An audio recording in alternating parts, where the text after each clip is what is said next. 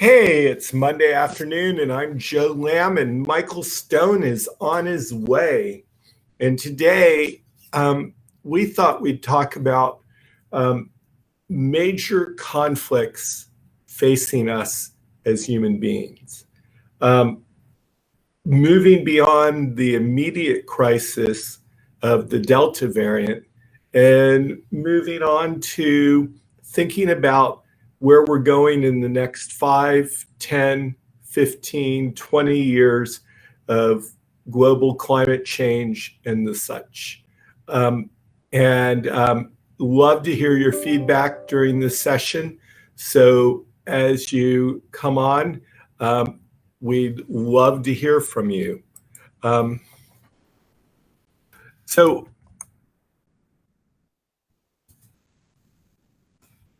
it's a Monday. It's in the 21st century. And we are here looking at, in some ways, radical change in the last 100 years, but change that will look fairly stagnant compared to what's coming down the road. How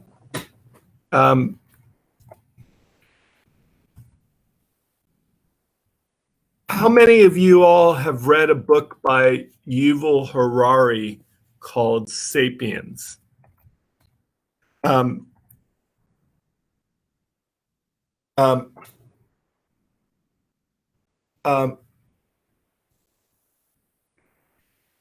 He wrote a book, Sapiens, describing the history of mankind up until the present. And indeed, he talks about three big revolutions that have taken place over time. The first one he describes was probably the most significant, and it took place about 70,000 years ago. And something took place in human beings at that point in time who really defined who we are as a species. Homo sapiens, the man that knows. Whether it was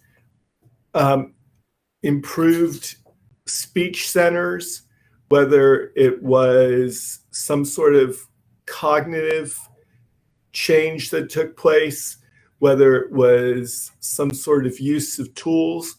About 70,000 years ago, according to Yuval Harari and according to the archaeologic evidence, and according to all those pieces, we as a species started communicating with each other and started being able to pass on learning from generation to generation. We could pass on knowledge from individual to individual. Our behaviors were no longer simply instinctual or kind of learned and patterned through DNA. Instead, our behaviors became ones that started defining a culture. About 10,000 years ago, we had the second revolution that Harari spoke about. And this revolution was the revolution of the agricultural revolution. And, if you read some of what Michael Pollan has to say, perhaps wheat domesticated us instead of us domesticating wheat, because wheat went from being a fairly, well, obviously it was non-cultivated, but a plant without huge swaths of land being used to grow it. And indeed, the form of wheat that we ended up harvesting and doing the such like with was a mutant form that wouldn't drop its seeds, so it couldn't even self-germinate. But the advantage for us as humans would be that we could collect those seeds, that wheat, separate it from the chaff, and use it to make flour and use it as a food source. The advantage for the plant was suddenly the plant was being grown in land that was prepared for it, in ever expanding areas of farmland.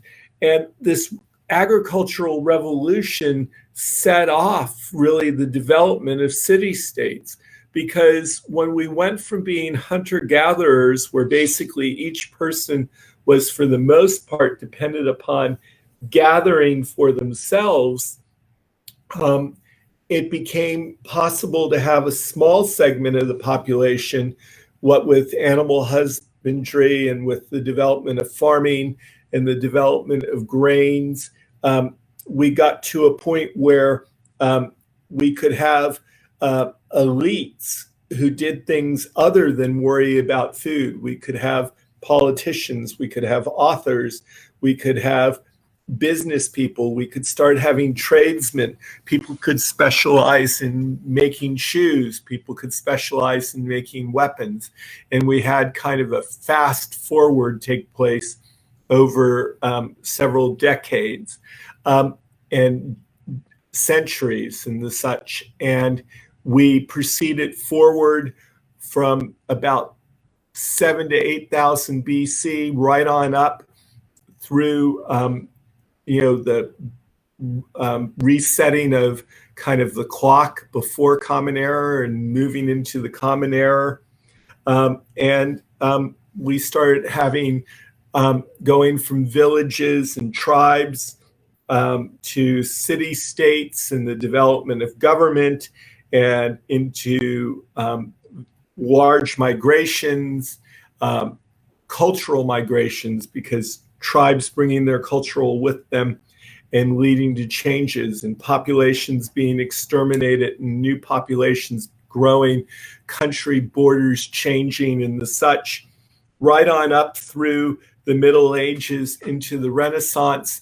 And then the Renaissance was the birth of kind of a re-education, the separation of spirit from material, the Cartesian conflict by Descartes, who basically, led us to recognize the fact that we were looking at a world in which not everything was governed by spirit, and the spiritual questions would be left to the church, and the other questions would become ones for man to try to figure out how to deal with his world.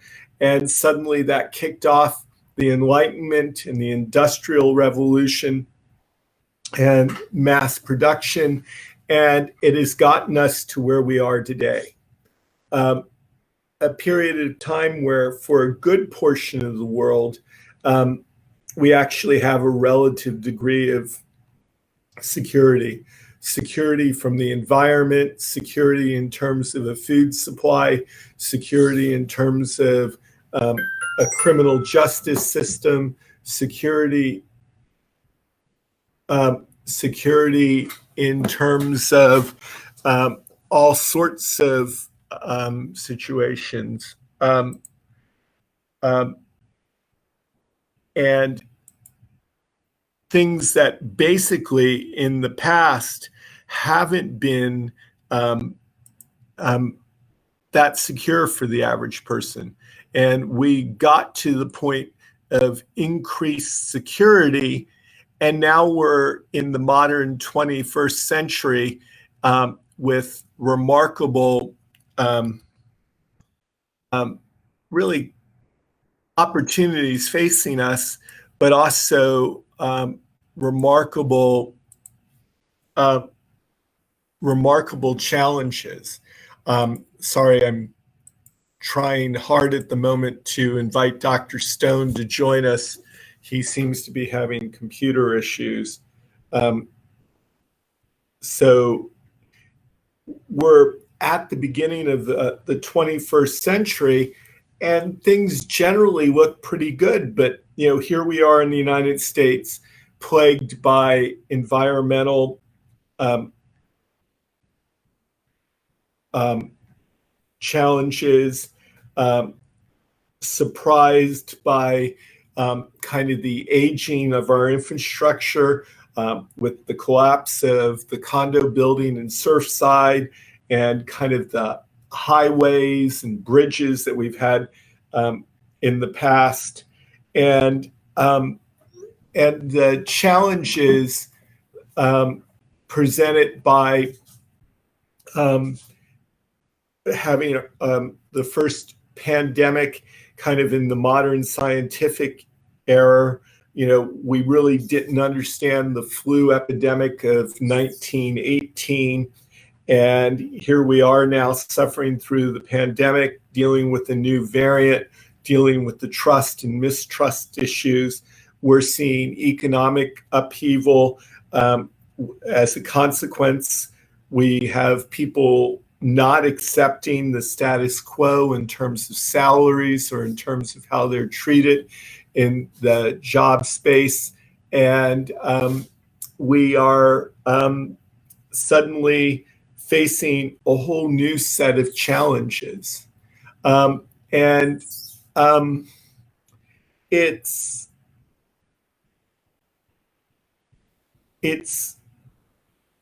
becomes a conundrum about where we're going. As a father of college-age kids and kids in their 20s, I certainly see that they've been raised with a healthy respect for the fact that our world is changing. But they've also been raised with kind of a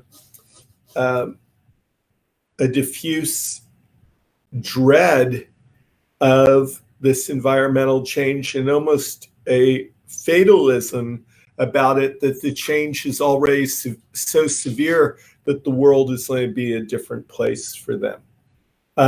We see the benefits of education being questioned. We see people asking whether they need to go back to work in the way that they were working before, and how we go forward from there. We're certainly facing some very interesting challenges. And here actually is Dr. Stone. I believe he's sort of made it. There he is. So, right. Michael, we've been talking 15 minutes about Harari, the Cultural Revolution of 70,000 years ago, the Agricultural Revolution of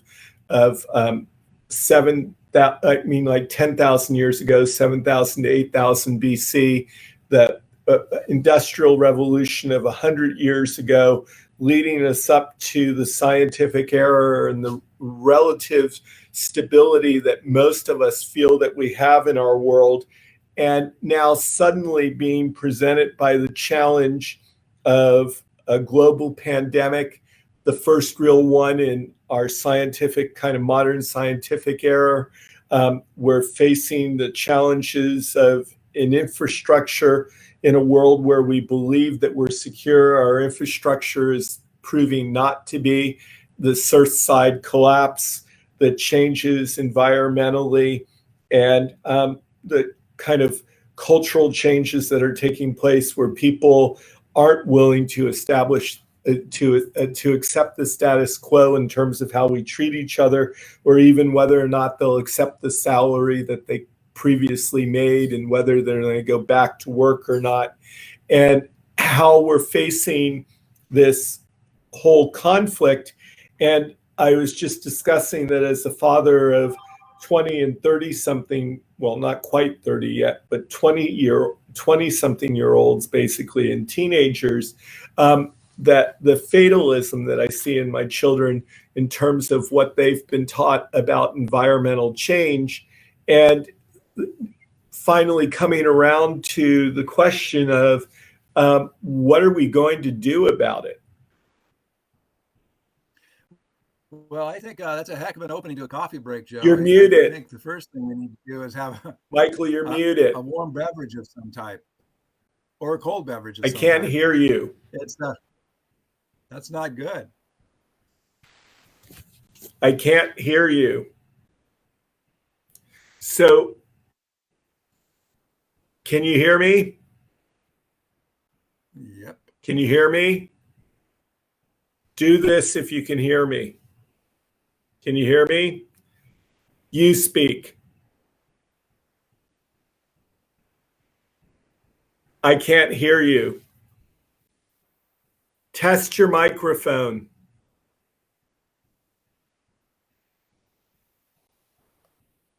Dr. Stone seems to be having issues today. There he went.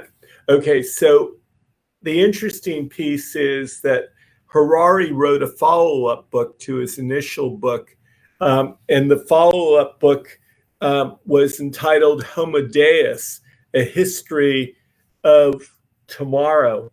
His premise being that as a species, we're facing this interesting dilemma that we get to design the next level of who humans are as a species. That up to now we were the knowing man, but going forward we're the God man because we're going to be our own creator from the perspective of pondering what's going to take place. Harari said three big challenges face us in the future.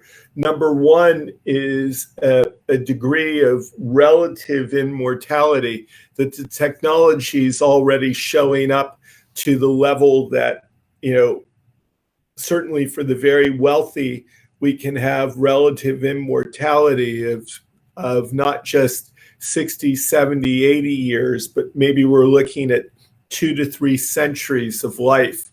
And taking it to the next kind of challenge, that we can start really defining what that life is like in terms of genetics and in terms of intervening with our genes and deciding which genes we want to express and which genes we don't through gene editing and through selective kind of use of abortion if we don't like what the embryo looks like. And the kind of generation of how artificial intelligence is going to affect us, that certain jobs are going to change, and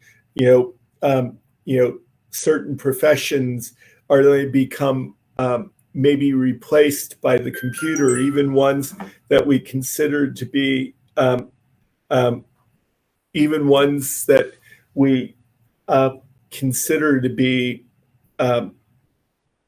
very important to us.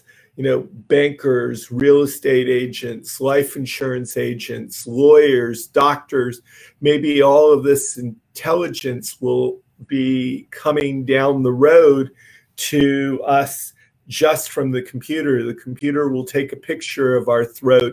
The computer will ask us a few questions, and then the computer will decide how to treat us and take away that relationship with the doctor.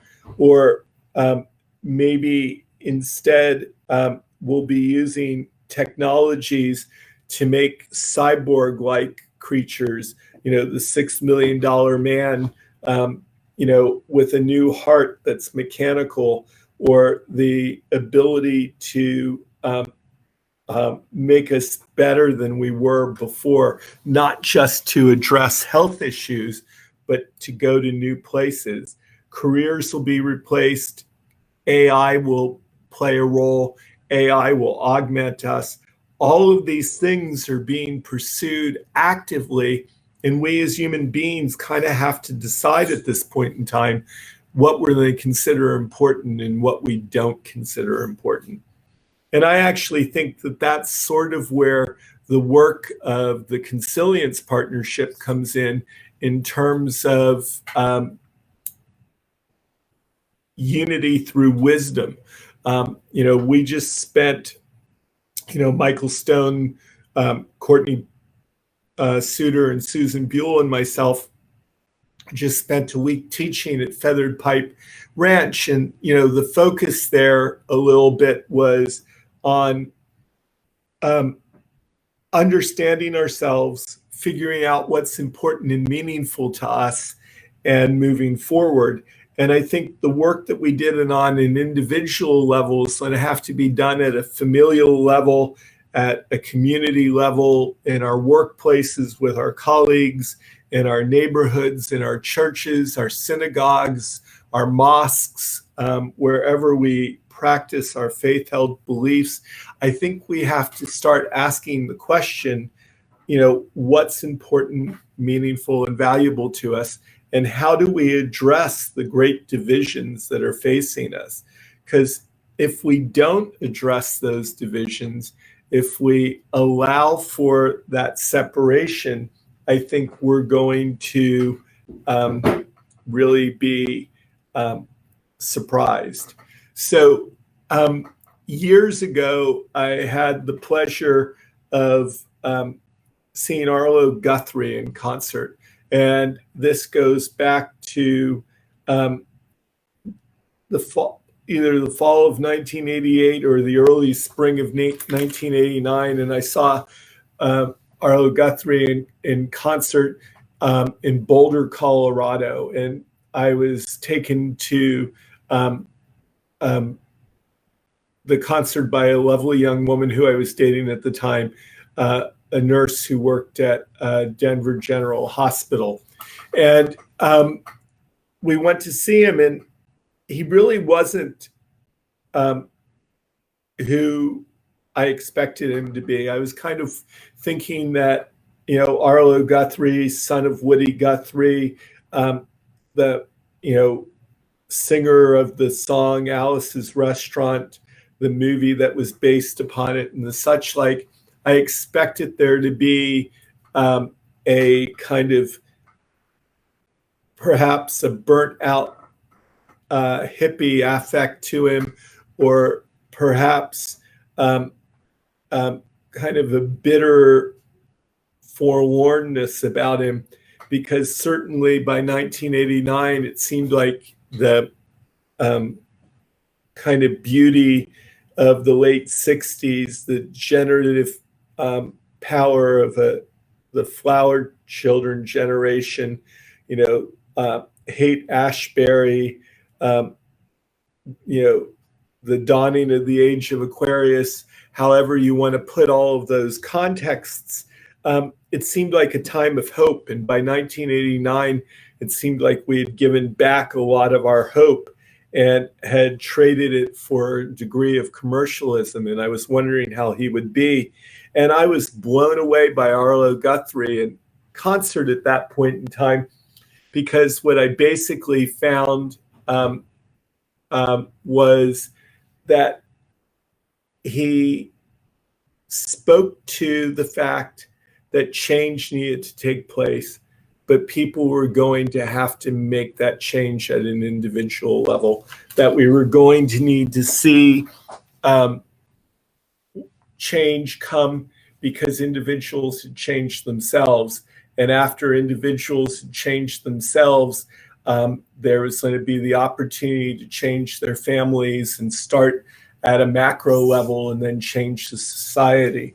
While we were at Feathered Pipe, we talked about this a little bit, the holographic representation of the universe, the concept basically of a world where, we have the interrelationship between, various molecules and various compounds within a cell, almost at a level of, one coenzyme binding to an enzyme, and the enzyme grabbing its substrate and making a change. And, that individual process taking place, but then the interlacing of processes similar to the interlacing of cells, and that interlacing of cells giving rise to the development of organs, and organs having more specialized function and giving rise to organisms, and organisms being people or animals or trees and populating the world.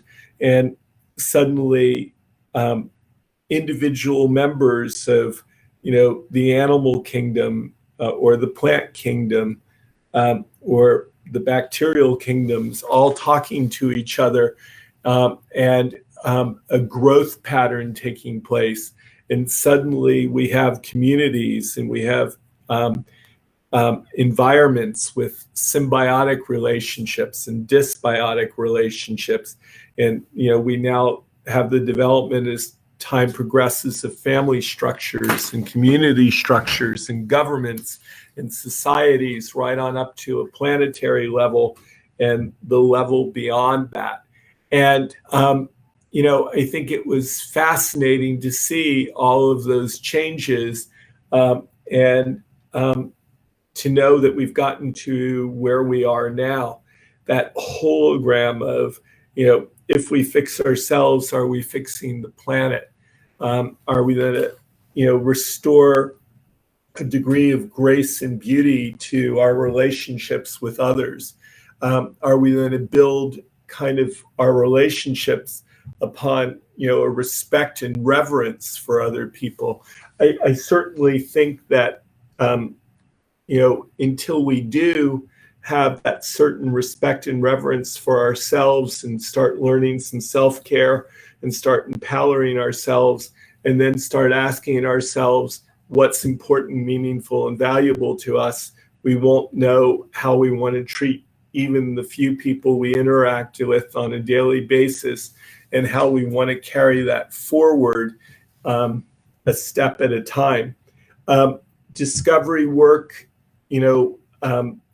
kind of a transpersonal psychology work, using the functional medicine model to help us understand our physiologies and promote our physical health, while exploring, psychological and spiritual and kind of cognitive balance. All of those tools make a difference.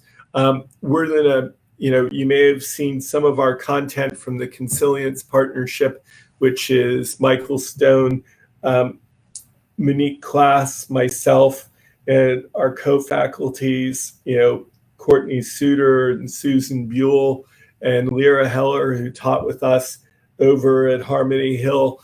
And we're going to move forward, and we're going to bring you content at the Joseph Lamb MD website, www.josephlammd.com.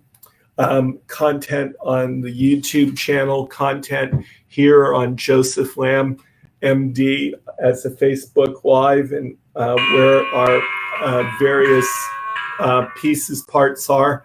And we're going to be posting some new videos, some meditation type pieces, and we look forward to participating in the change. I hope you've had a great day. I apologize that Michael had technical difficulties. We'll be back next Monday, and we'll go from there. Thanks a lot. Bye-bye.